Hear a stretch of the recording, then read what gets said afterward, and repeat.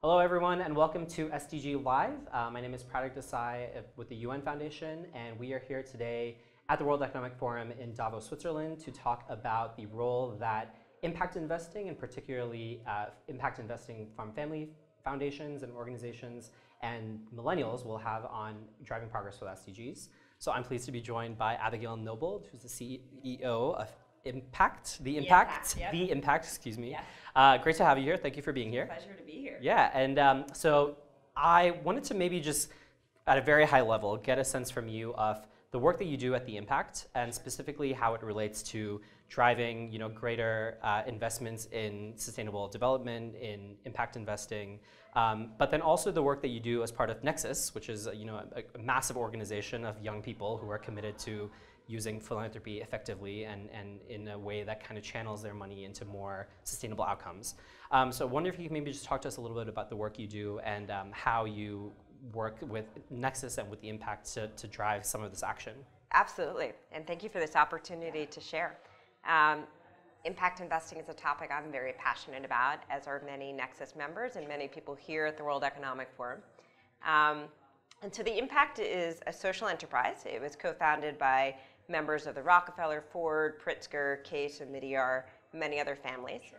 And it's a collective of co-founders and members who say how we invest has moral consequences. Sure. And we all have the ability to make investment decisions with more social and environmental impact.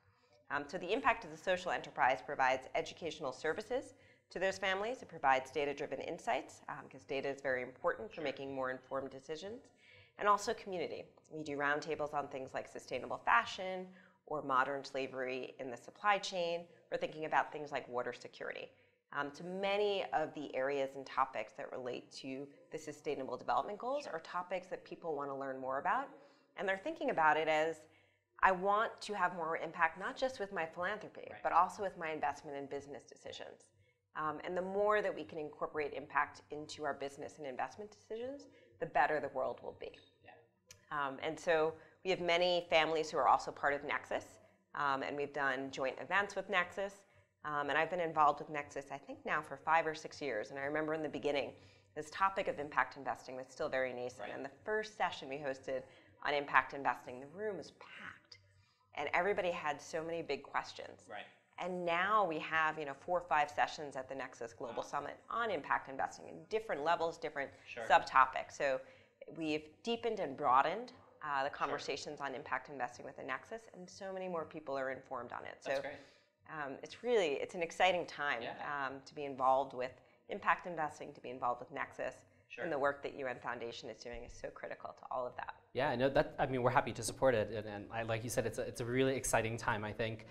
You mentioned kind of the shift in the 5 years or so that you've been working on impact investing within the Nexus community, but also, in your broader professional work.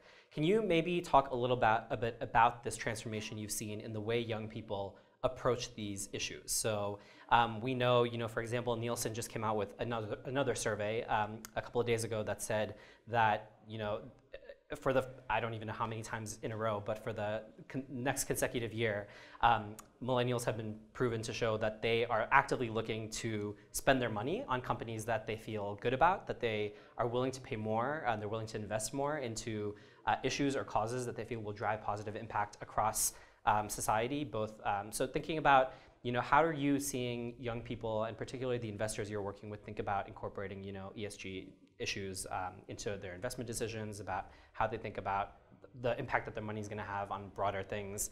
How does that all play out, and what does that shift look like for you? Yeah. I think millennials feel like this is essential. There's no other way. As former President Barack Obama said, we were the first generation to see the effects of climate change and the last to be able to do something about it. Right. And you can say that with so many other issues. Our generation has the ability to reverse the course or stem the tide and to change things, or at least mitigate their effects. But if we don't act soon, they're going to get worse. Yeah. And we're going to see that during our lifetimes. We're going to pass that on to our children and grandchildren. And to live with that legacy is tough. Right. So I'm really excited with a lot of millennials, a lot of young leaders taking matters into their own hands and saying, I'm going to buy the products that are more sustainably produced. Right. I'm going to get more involved in social impact. That's great. And here in Davos, in 2011. I was part of the World Economic Forum, and we hosted the first conversation on impact investing. And at that point, it was considered a hype. Right. And we said, how do we harness this hype? Right. And hedge fund managers and private equity fund managers and social entrepreneurs said, we don't understand that much about impact investing, but we see a lot of potential. Sure. And now where we are is the potential is there, and people are saying, how do I do it in a more sophisticated way? Right. And how do I get more people involved in that? And millennials are getting their parents and their grandparents involved, and it's becoming more the norm than the exception to include in social and environmental impact in your purchasing decisions and your investment decisions. Right, that's great. How can young people specifically, maybe people that aren't part of your network yet, but that are looking to think about how they invest their money in more socially responsible or socially conscious ways, how can they work to support the work that you're doing, but also to support the UN and conversely as well? How can the UN better support young people in helping to give them the agency to drive conversations and impact on the SDGs and climate and other issues that are affected more broadly by these challenges? Yeah, well, I think the first step is to recognize the importance in involving them and engaging them and listening. Why is this important to you, and how can we best support you? The second step is to recognize that no individual has all of the answers, and a lot of millennials and any young leader who doesn't have the same years of experience as a more experienced executive might have ideas that seem half-baked or three-quarters baked, and not to criticize ideas that are not fully formed or might seem too idealistic, but to say there's a nugget in here, there's something really strong, and we can work with this, and let's help them take it to the next level. And that's what's so critically important about organizations like the UN Foundation and Nexus. These are great ideas, these are important to the future generations. Let's help them along their journey and help them do it better. Yeah, no, that's awesome. I mean, so we know that the financing gap for the SDGs is massive. Obviously, it's going to take millions, trillions actually, of dollars to accomplish them. So it's really heartening to see that young people, but particularly in the kind of philanthropic community and the family foundations community are taking an active interest in this and helping to drive the conversation forward. It's exactly what we need right now. Yeah. If people want to learn more about Nexus or about what you're doing at the Impact or how they can help to support these efforts, how can they get involved? Sure. Well, Nexus has a very active Facebook page, especially the Impact Investing page, and website. The Impact as well has an active website, and we have, for the past year and a half, we've published, I believe, 12 reports. It might be 13 if you consider the ones that are in Spanish and Portuguese. And so all of those reports are free and publicly available. They're guides on how to make more effective impact investment decisions and to deploy capital.